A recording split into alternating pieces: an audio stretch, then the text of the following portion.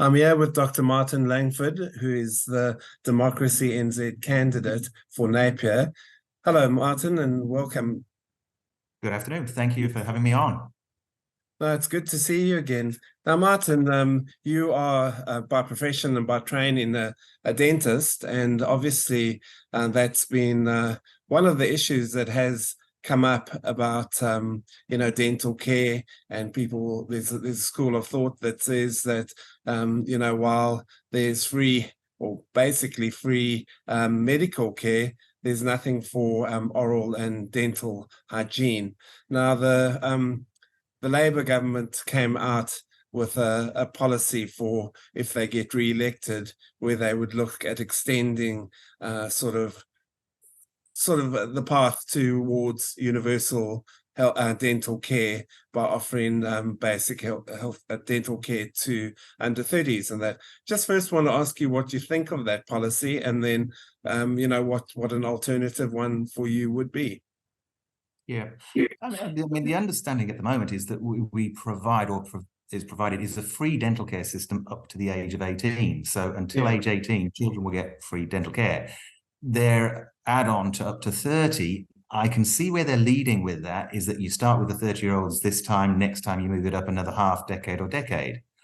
However, I'd just been down to Parliament and been to the National Oral Health Forum, and I was talking with the head of the NZDA, that's our dental union, and the head of ACC, and we had a quick chat and talk, and they are far more in favour of a co-payment option because that leads to self-responsibility. If you offer a service free, there's no responsibility, and it's open to abuse from both sides. So if you have a problem and it's fixed, you can have the same problem again or another tooth. There's no responsibility to say, well, I don't want that to happen again, because it'll just get repaired for free. There is also, the possibility that with that system, dentists can abuse the system and overprescribe, because if you're being paid per item of treatment, the patient doesn't pay, they're not going to complain, but the dentist can say, well, I've done 1, 2, 3, keep going, do some more work, or we'll do that one as well. So there is an abuse of the system from both sides. If you have a co-payment option, and a patient comes in and needs, say, a root canal. This was actually one of the cases we talked about. So the patient often doesn't like a root canal. I don't think many people love root canals. No. So they have the root canal and they say, well, I don't want to go through that again. But then there's also a co-payment. So each time they go in, there is a payment. They've had to save up, they've had to pay. So then it's a case of, well, not only don't I want to go through the root canal treatment, neither do I want to pay. Now, what was it they said? Okay, brush the teeth twice a day with a fluoride toothpaste, don't rinse after brushing, using floss, keep things clean, and I can reduce my costs over the years because I'm looking after my own teeth. I think one has to look at the NHS system in the UK for dental treatment to see that it's not a sustainable model. The NHS is breaking down, can I say that? Or it's going to come to an end. They're trying to ease it out and to get people to realise that the NHS will not be providing free dental treatment for much longer. And I just think that offering free, and that's what the high-ups as well at this forum were saying, is not the ideal way forwards. A co-payment is probably better. Just on that point, Martin, so you, at the moment, they say in 2022, 1.5 million people did not go and visit a dentist because of the costs. Now, is it not better to sort of have that net where everyone has access? Because, I mean, as you know, as a dentist, I mean, the problems for people not treating teeth and not going to visit the dentist for regular checkups does have quite serious ramifications.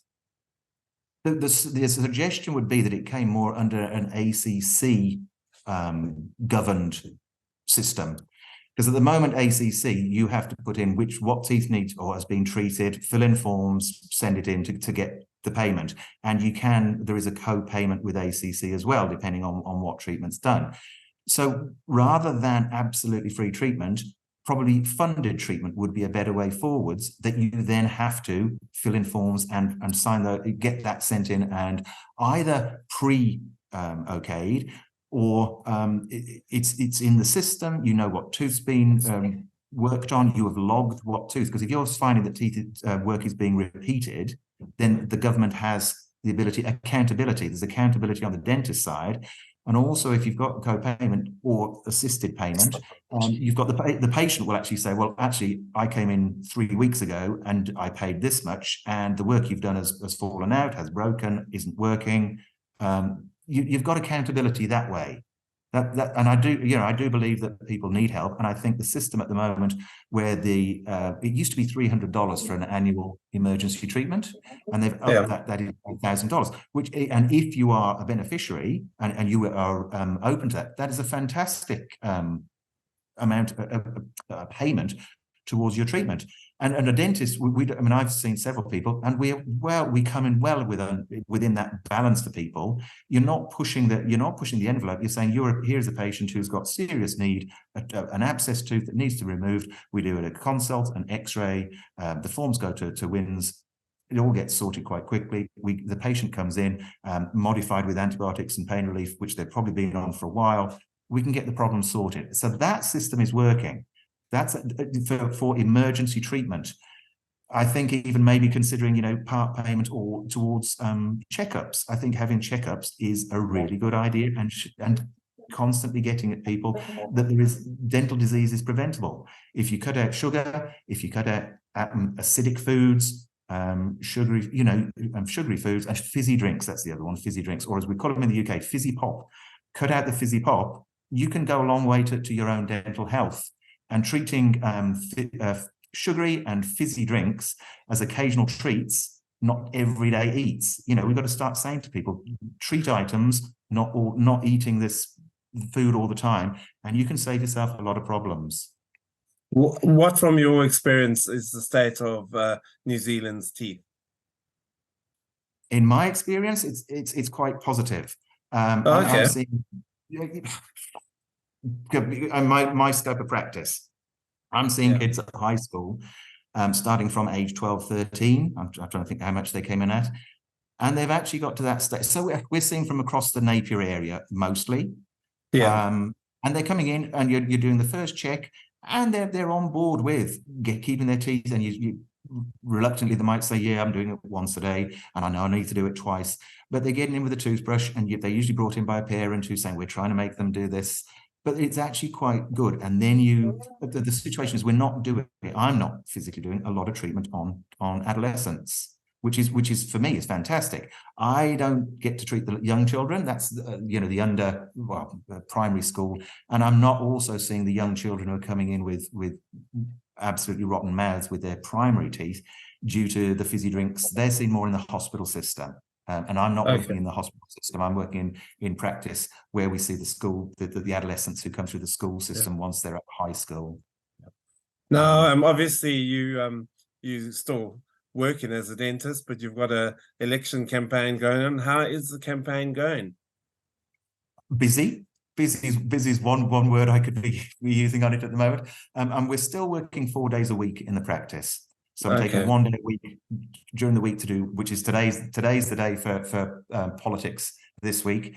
I'm also on call next weekend, so that's me written off for the weekend, but I'm usually doing weekends. We're usually going out to the markets, both Saturday and Sunday, trying to get about, do a human hoarding, meet people on the street corners when we're doing the hoarding to get a chat.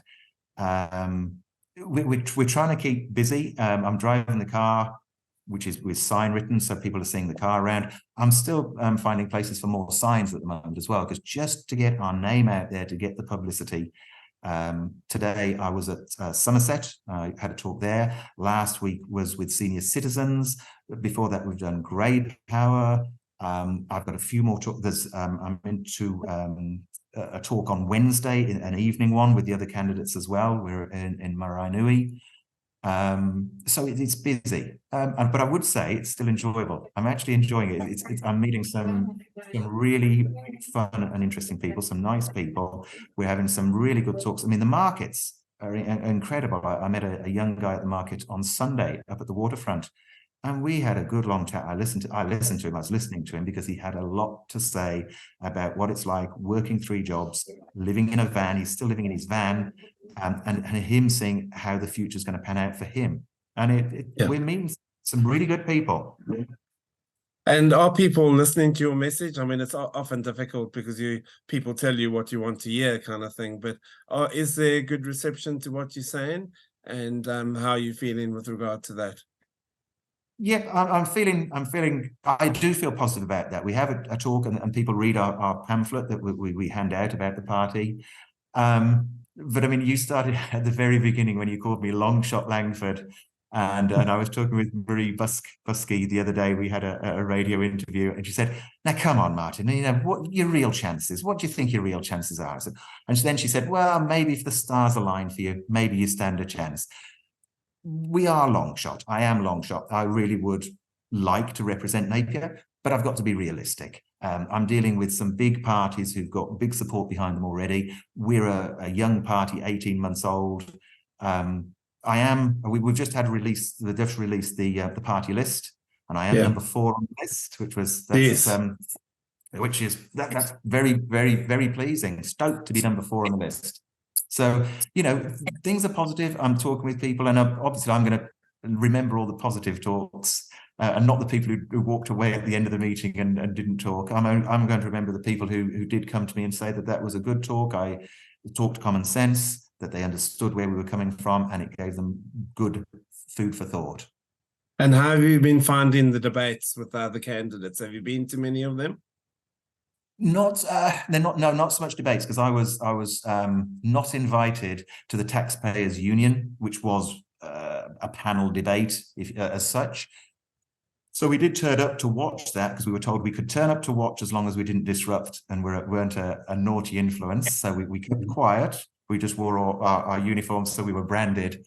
And to be honest, I'm glad I wasn't involved with that, because I think they must have had the questions up front, because the way they came back and retorted quite quickly, they were on the ball. And I think, wow, these people are, you know, they're clued up, they know what they're saying. But the other ones, I'm quite happy debating with right across the parties now, and rebutting what comes out from some of the other candidates. I mean, we're getting on quite nicely. It's like a little touring party where we see each other around, and it's not turning to nobody's got a chip on their shoulder at the moment. It's actually quite a civil process. Quite nice, quite pleasant. So just lastly, why should the people of Napier electorate vote for you?